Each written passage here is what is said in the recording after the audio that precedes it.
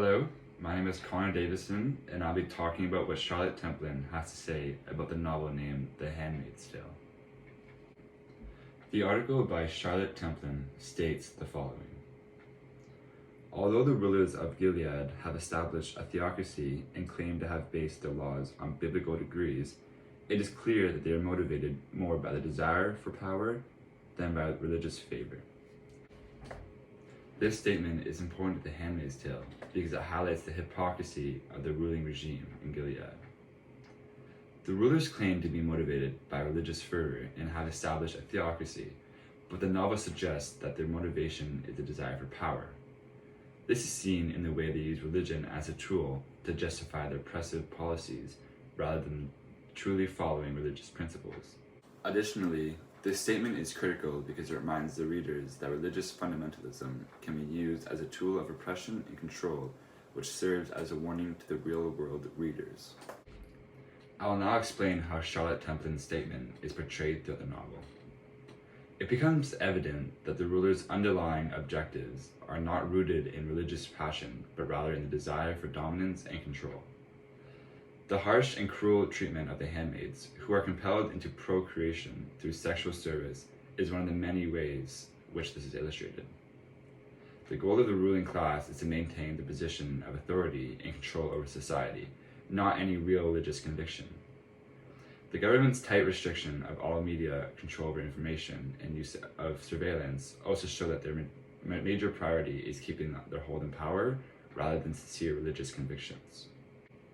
Furthermore, the absence of religious diversity within Gilead and the government's selective interpretation of religious texts to support its policies both implies that the claim of passion for religion are merely a denial to support their oppressive practices. It is evident that the rulers of Gilead underlying reasons are not anchored in any sincere religious faith, but rather in the desire for power and control over society, notwithstanding their claims that their rules were based on biblical instructions. It's not God that's important, it's the structure. The structure is what makes the story true. The structure is the proof. This statement by Aunt Lydia highlights the fact that the government uses religion as a tool to justify their actions and maintain power, rather than being truly guided by religious conviction. They should never have given us uniforms if they didn't want us to be an army. Offred's statement highlights the fact that the handmaids are being used as a tool by the government to achieve their goals rather than being treated as individuals with religious value. This is not a theocracy, this is a military dictatorship. Offred's statement directly challenges the government's claim that their actions are based on religious conviction instead of characterizing the regime as a dictatorship driven by the desire for power. By subjecting the handmaids to sexual servitude, the regime uses them as a tool to boost the birth rate. The goal of population control is to help the ruling class maintain their hold on power and social control, not any real religious conviction. Another illustration of how the government maintains control over the populace and prevents any dissenting voices from challenging their authority is through strict information control, media censorship, and the use of surveillance. Religion cannot justify this control over information, rather it uses it as a tool to keep society under control. The government's strict control over education and the manipulation of history further highlights their desire for dominance and control as they seek to shape the minds of the next generation and ensure their hold in power for years to come.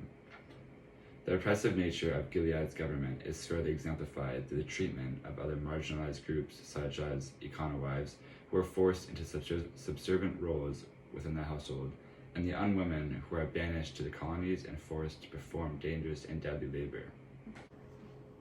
These groups, like the handmaids, are not valued for their religious worth, but rather as means to an end for the ruling class.